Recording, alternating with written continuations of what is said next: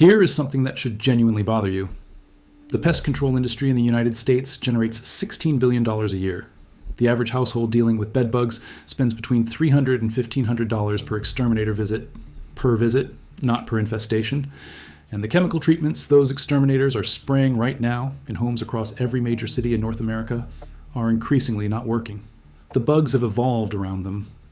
The exterminator knows this, books the follow-up appointment anyway. And the $2 powder that keeps killing long after those chemicals have stopped, including against the resistant strains that nothing in the spray bottle touches, has been EPA registered since 1960 and is sitting on a shelf at your hardware store right now. Stick with me.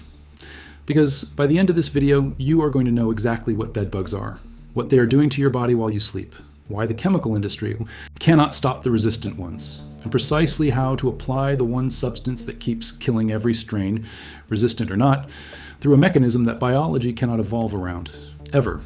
Start with what you're actually dealing with. Because most people have an incomplete picture, and the gaps are what the extermination industry is living inside. Cymex lectularius, the common bedbug, roughly the size and color of an apple seed when fully fed, flat, oval, reddish-brown, with a body profile that allows it to compress into a gap the thickness of a credit card.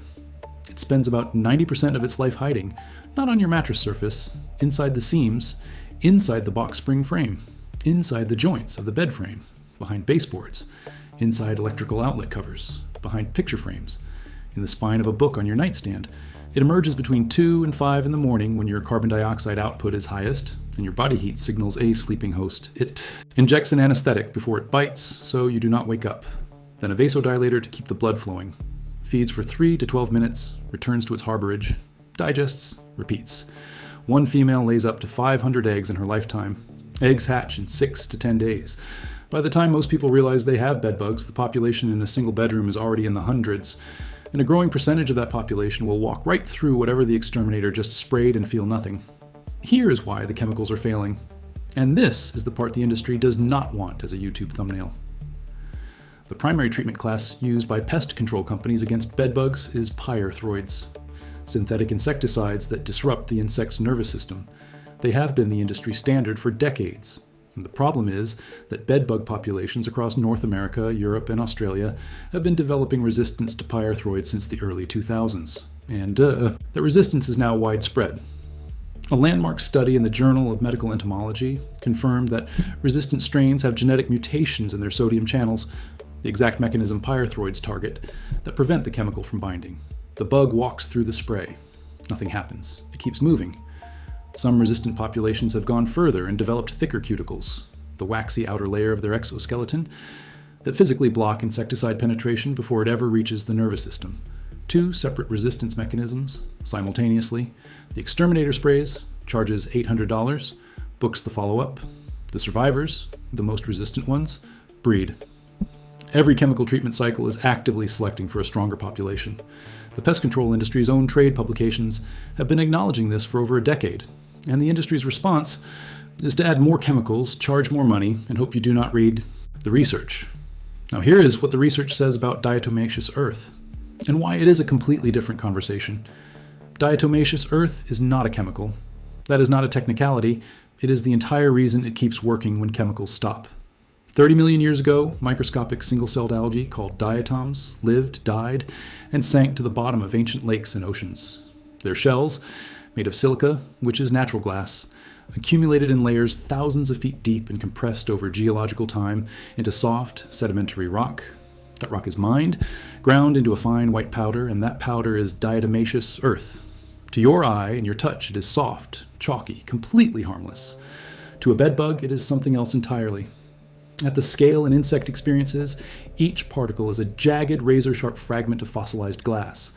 When a bedbug walks through a dusting of it, which it cannot avoid if the powder is correctly placed in its travel paths, those particles lacerate the waxy cuticle covering its exoskeleton. That cuticle is the insect's entire moisture retention system. Without it, intact, the bedbug loses water through its body surface at a rate it cannot survive. It dehydrates from the inside out and dies. Not from poisoning, not from nervous system disruption, from physical destruction at the microscopic level. The powder does not evaporate, it does not break down, it does not lose potency. As long as it stays dry, it keeps sitting there, razor edges intact, lethal to the next bug that crosses it, exactly the same way it was lethal to the first one. A treated baseboard does not expire. A treated box spring joint does not need a follow-up visit. The powder just waits. And it keeps killing. Because the mechanism is purely physical, glass cutting through wax, there is no biological pathway for resistance. You cannot evolve around a razor blade. The sodium channels that pyrethroid-resistant bugs have mutated are completely irrelevant. The thicker cuticle that blocks chemical penetration gets cut through the same way a thinner one does. A 2011 study published in the Journal of Economic Entomology tested Diatomaceous earth specifically against pyrethroid-resistant bedbug strains, the ones walking through exterminator spray unharmed, and documented over 98% mortality within 10 days. And a separate peer-reviewed field study found that diatomaceous earth successfully eliminated bedbug infestations in approximately 85% of treated homes when applied correctly. Not reduced, eliminated, 85% of the time. That number, from a published study, against an infestation that chemical treatment is increasingly failing to resolve, is why this powder deserves to be the first thing you reach for, not the last resort after 3 exterminator visits that did not work. The EPA classifies it as a best available technology for bedbug control and has maintained that classification for 64 years. The pest control salesperson who quoted you $1,200 last month has known this the entire time. The price, because the title made a claim, and here are the real numbers. Harris Diatomaceous Earth Bedbug Formula with a powder duster included runs approximately $12 for a 4-pound bag on Amazon. A full bedroom treatment, mattress seams, box spring, bed frame, baseboards, outlets, uses roughly 2 ounces of powder. A 4-pound bag contains 64 ounces, 32 complete treatments per bag. $12 divided by 32 is 37 cents per application at the conservative end. Call it $2 for a thorough, generous treatment of an entire room. $2, and then it keeps killing for weeks, months, and in protected dry locations, potentially years, without another dollar spent. Here's exactly how to use it, because technique is everything and wrong application is the main reason people report it did not work. Think thin. That is the single most important instruction, and most people get it exactly backwards. A heavy pile of powder is visible to the bug. Bed bugs are extraordinarily sensitive to surface texture and will navigate around obvious obstacles. A dusting so fine it barely registers as white on the surface is invisible to them, and they walk directly through it without changing their path. The goal is not a visible coating, it is an invisible one. Before you apply anything, vacuum every surface you are treating. Every seam, every crack, every crevice with the narrow attachment.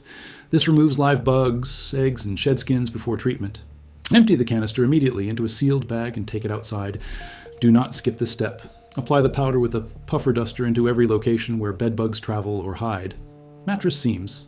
Every one of them, top and bottom. The entire interior of the box spring, if accessible. This is where the majority of a mature infestation lives, and the location most DIY treatments completely miss.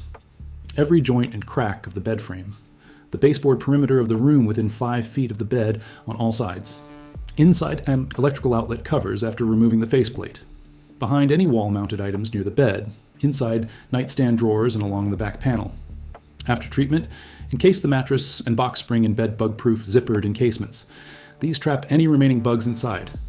Bugs that can never reach you through the sealed fabric, and force every bug approaching from outside to cross the treated surfaces first. Any bug sealed inside will eventually starve. A quality encasement runs $25 to $50 and is the most important addition to a DE treatment program. Leave the powder undisturbed. Every night, any bug that moves toward the bed crosses the treated baseboard, the treated frame joint, the treated mattress seam, and picks up particles that begin working immediately. The treated room is not a one-time intervention. It is a continuously lethal environment for any bug that enters it, as long as the powder stays dry. Reapply only after vacuuming the treated areas or if the surface gets wet. Repeat the full treatment every 2 weeks for 6 to 8 weeks. Eggs are not immediately vulnerable. The shell protects the developing nymph inside. As eggs hatch and nymphs begin moving through treated areas, they contact the powder and die before reaching reproductive maturity. Maintain the treatment through 2 full reproductive cycles, and no new generation survives long enough to breed. After that, the powder keeps sitting there, quietly, invisibly, and keeps doing its job. One honest note before the close: diatomaceous earth is not instant. The dehydration process takes between 48 hours and 10 days depending on the bug's size, the humidity, and the degree of contact with the powder. High humidity slows it, because humid air reduces the rate of moisture loss through the damaged cuticle. This is not failure. It is physics, working on a slower schedule than nerve agent poisoning. The outcome is the same. The patience required is more. One safety note. Inhaling fine particles in large quantities can irritate the lungs. Use a dust mask when applying in enclosed spaces.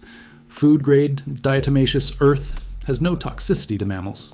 Oregon State University's National Pesticide Information Center reviewed the literature and found no reproductive, developmental, or carcinogenic effects in animal studies at high doses. The mask is a comfort measure, not an emergency protocol. The chemical treadmill is the product. You get treated, bugs return, you get treated again. The subscription model for pest control depends entirely on solutions that stop working. Diatomaceous earth does not stop working. It does not evaporate on a schedule that requires rebooking. It does not care whether the bugs crossing it are resistant to pyrethroids or anything else in the spray bottle. It just keeps killing, the same way it has been killing insects since 30 million years before the first exterminator knocked on a door. $12, 32 treatments, 85% infestation elimination rate in peer-reviewed field testing. Keeps working indefinitely. Zero resistance possible. The bugs that evolved around the spray have not evolved around the glass. They cannot. The physics do not negotiate. Share this with someone who has been on the chemical subscription for years and still wakes up with bites. The powder that keeps killing without a monthly invoice has been EPA registered since 1960. It was always available. Now they know where to find it. Thanks for watching, and I'll see you in the next one.